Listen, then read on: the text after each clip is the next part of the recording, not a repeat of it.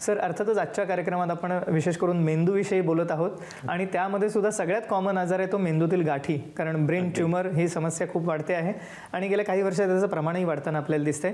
तर सर्वप्रथम आम्हाला ब्रेन ट्यूमरविषयी सांगा. तर ब्रेन ट्यूमरच्या प्रकारबद्दल सांगतो मी.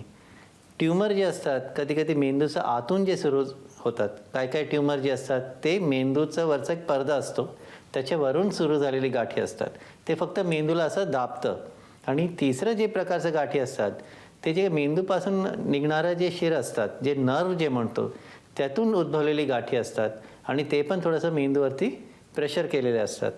तर हा जे ट्यूमर जे मेंदूचं आतमधून जे काही ट्यूमर सुरू झालेले ट्यूमर्स असतात ते खरं तर ब्रेन ट्यूमर्स आहेत. तर हे जे ट्यूमर जे मेंदूचं आतमधून जे ट्यूमर सुरू होतं त्याचं लक्षण बऱ्यापैकी वेगळं असतं. म्हणजे सर्वात महत्त्वाचं लक्षण म्हणजे फिट येणं. म्हणजे कुठल्याही प्रकाराला कधी फिट आलं तर काय काय लक्षणं ब्रेन ट्यूमरचं पण असू शकतो.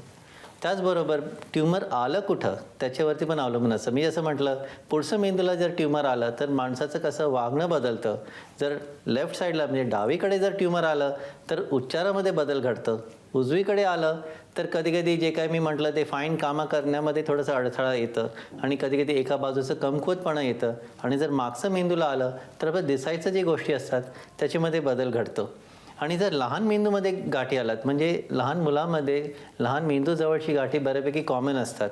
त्यांचं लक्षण खूप वेगळं असतं. म्हणजे लहान मुलं जर म्हटलं की माझं मान खूप दुखतंय, सकाळी उठल्या उठल्या तो जर म्हटलं की माझं डोकं जड झालं आणि उलटी झालं आणि मान दुखायला लागलं, म्हणजे हा जे लक्षण असतात ते कधी कधी ब्रेन ट्यूमर्स असू शकतो.